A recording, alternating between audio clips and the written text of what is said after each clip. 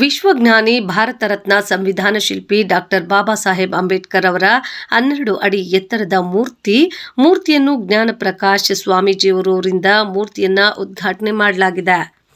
ಈ ಕಾರ್ಯಕ್ರಮದ ಅಧ್ಯಕ್ಷತೆ ಪ್ರಹ್ಲಾದ್ ಕಟ್ಟಿಮನಿಯವರು ನೇತೃತ್ವದಲ್ಲಿ ಮತ್ತು ಅದೇ ರೀತಿ ದಕ್ಷಿಣ ಕ್ಷೇತ್ರದ ಎಂಎಲ್ಎ ಆದ ಶೈಲೇಂದ್ರ ಬೆಲ್ದಾಳ ಮತ್ತು ಮಾಜಿ ಸಚಿವರಾದ ಬಂಡಪ್ಪ ಕಾಶಂಪುರ್, ಅನೇಕ ದಲಿತ ಮುಖಂಡರು ಮತ್ತು ಸಮತಾ ಸೈನಿಕ ದಳದ ಸೈನಿಕರು ಮತ್ತು ಭಾರತೀಯ ದಲಿತ ಮಹಾಸಭಾ ಅಧ್ಯಕ್ಷರು ಈ ಕಾರ್ಯಕ್ರಮವನ್ನು ಶಂಷಾನಗರ್ ಗ್ರಾಮದಿಂದ ಪಥಸಂಚಲನ ಮೂಲಕ ಮೆರವಣಿಗೆಯನ್ನ ಮುಖಾಂತರ ಬುದ್ಧ ಅಭಿವೃದ್ಧಿ ಕ್ರಿಯಾ ಸಮಿತಿಯ ಮತ್ತು ಭವಾಗಿ ಮೌಂಟ್ನಲ್ಲಿ ನಡೆಯುತ್ತಿರುವ 12 ಅಡಿ ಎತ್ತರದ ಅಂಬೇಡ್ಕರ್ ಮೂರ್ತಿಯನ್ನು ಉದ್ಘಾಟನೆ ಮಾಡಲಾಗಿದೆ.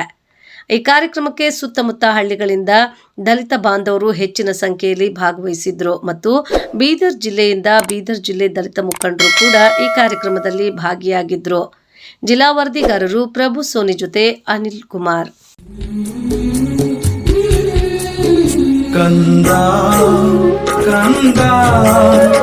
ಅಂಬೇಡ್ಕರರಂತಾಗು ಕಂದ ಅಂಬೇಡ್ಕರರಂತಾಗು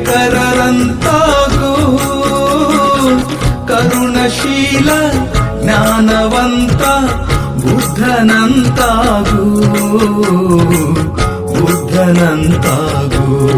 ನೀ ಬುದ್ಧನಂತಾಗು ಕಂದ ಅಂಬೇಡ್ಕರರಂತಾಗು ಕಂದ ಅಂಬೇಡ್ಕರರಂತಾಗು.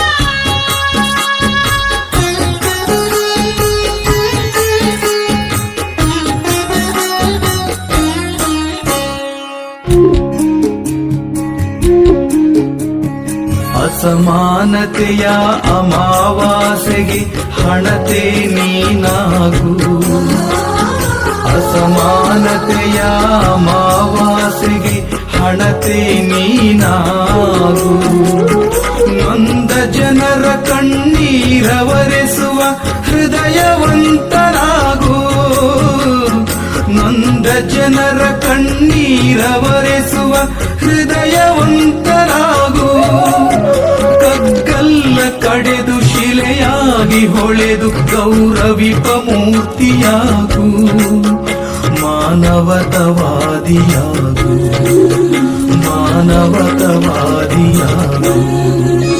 ಕಂದ ಅಂಬೇಡ್ಕರರಂತಾಗು ಕಂದ ಅಂಬೇಡ್ಕರರಂತಾಗು.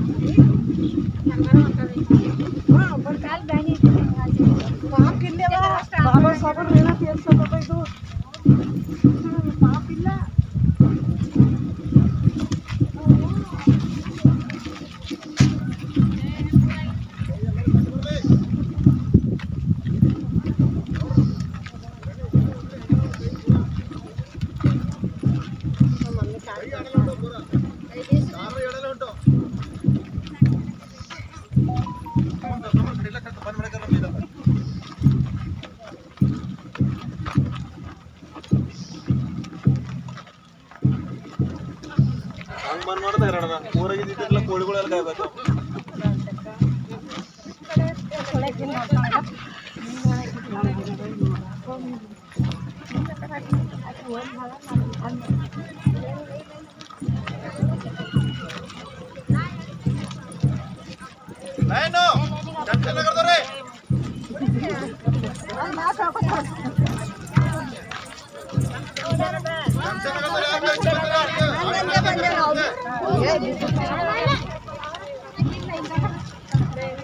ಹೇಳ್ಬೇಡ್ರಿ ಯಾಕೋರೆ ಹೋಗ್ಯಾರ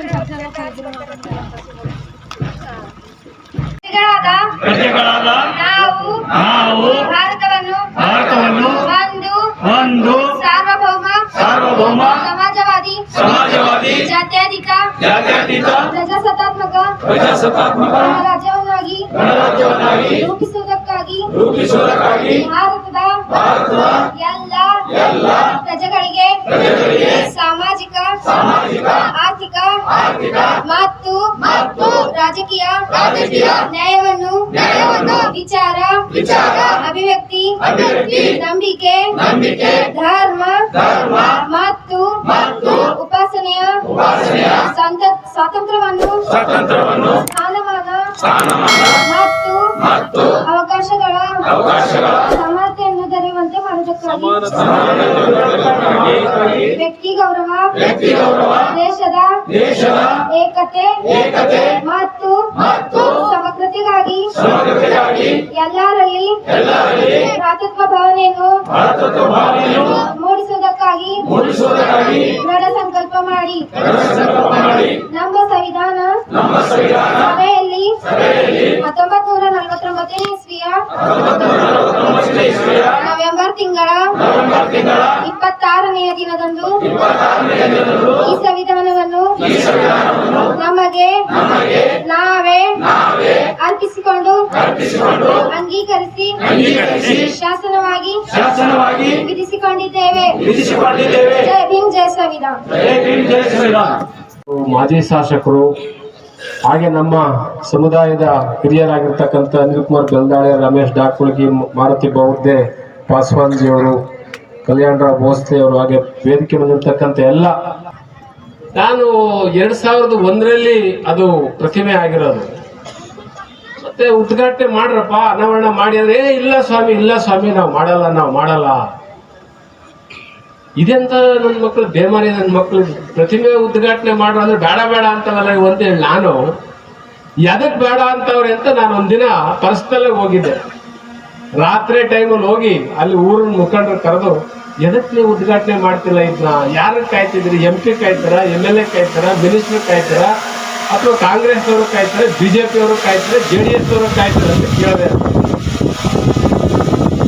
ಅವ್ರು ಏನ್ ಹೇಳಿದ್ರಿ, ಸ್ವಾಮಿ ಬಾಬಾ ಸಾಹೇಬ್ರದ್ದು ಪ್ರತಿಮೆ ನಾವು ಮಾಡಿಸಿದೀವಿ ಕರೆ, ಅದನ್ನ ಉದ್ಘಾಟನೆ ಮಾಡಿ ಅದನ್ನ ಅನಾವರಣ ಮಾಡ್ಬೇಕಾದ್ರೆ ನಮಗೆ ಸ್ವಲ್ಪ ಯೋಗ್ಯತೆ ಇರಬೇಕು, ನಮ್ಗೆ ಆ ಯೋಗ್ಯತೆ ಇಲ್ಲ ಅಂದ. ನಮಗ್ ಜನ ಯೋಗ್ಯತೆ ಇರ್ಬೇಕಲ್ಲ ಸ್ವಾಮಿ ಅಂದ. ಅವ ಓದೇ ಇಲ್ಲ,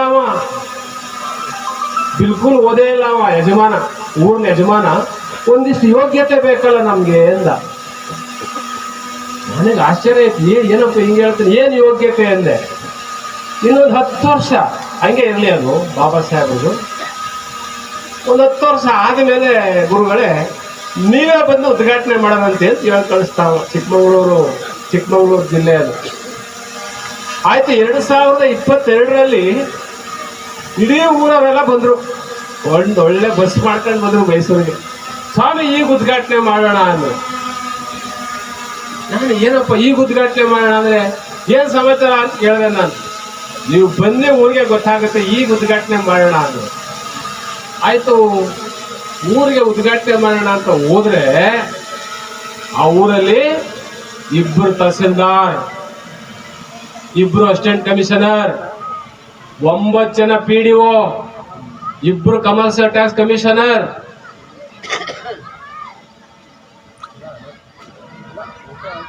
ರೆಡಿಯಾಗಿ ಕಾರ್ ನಿಂತವು, ಸರ್ಕಾರಿ ವಾಹನಗಳು ನಿಂತವು. ಯಜಮಾನ ಹೇಳ್ತಾನೆ, ಈಗ ಉದ್ಘಾಟನೆ ಮಾಡಿ ಸ್ವಾಮಿ. ಬಾಬಾ ಸಾಹೇಬ್ ಅಂಬೇಡ್ಕರ್ಗೆ ಅಂಬೇಡ್ಕರ್ ಅವರ ಆಸೆ, ಅಂಬೇಡ್ಕರ್ ಹೆಸರು ಹೇಳಲಿಕ್ಕೆ, ಅಂಬೇಡ್ಕರ್ ಪುತ್ಥಳಿ ಮಾಡ್ಲಿಕ್ಕೆ ನಮಗೆ ಯೋಗ್ಯತೆ ಬೇಕಲ್ಲ.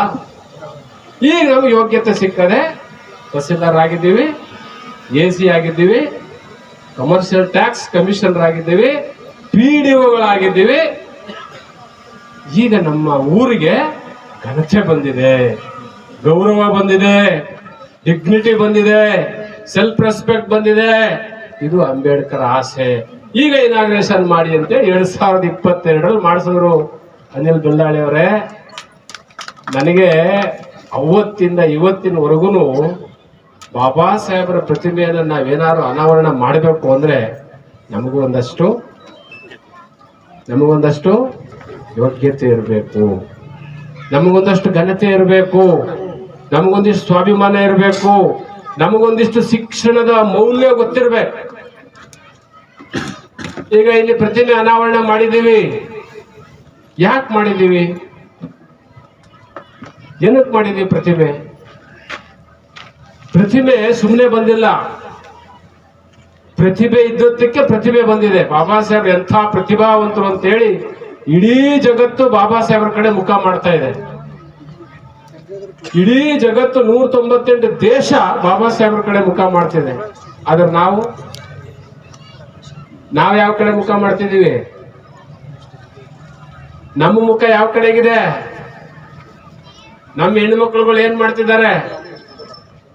ನಮ್ಮ ಪರಿಸ್ಥಿತಿ ಏನಿದೆ? ಅದಕ್ಕೆ ಬಾಬಾ ಸಾಹೇಬ್ ಅಂಬೇಡ್ಕರ್ ಅವರ ಪುತ್ಥಳಿಗಳು ಎಷ್ಟು ವಿಜೃಂಭಿಸ್ತವೋ ಅಷ್ಟೇ ಆ ಊರಿನಲ್ಲಿ ಶಿಕ್ಷಣ ವಿಜೃಂಭಿಸಬೇಕು, ಸಾಮಾಜಿಕ ವ್ಯವಸ್ಥೆ ವಿಜೃಂಭಿಸಬೇಕು, ಆ ಊರಿನಲ್ಲಿ ಆರ್ಥಿಕ ಶಕ್ತಿ ಪ್ರಬಲವಾಗಿ ವಿಜೃಂಭಿಸಬೇಕು. ಆಗ ಬಾಬಾ ಸಾಹೇಬರ ಕನಸು ನನಸಾಗುತ್ತೆ. ಇಲ್ಲದೆ ಏನಾಗ್ತದೆ? ಬಾಬಾ ಸಾಹೇಬರ ಪುತ್ಥಳಿಗಳು ಊರು ಎಲ್ಲ ಬೀದರ್ ಎಲ್ಲಾ ಊರಲ್ಲೂ ಪುತ್ಥಳಿಗಳವು.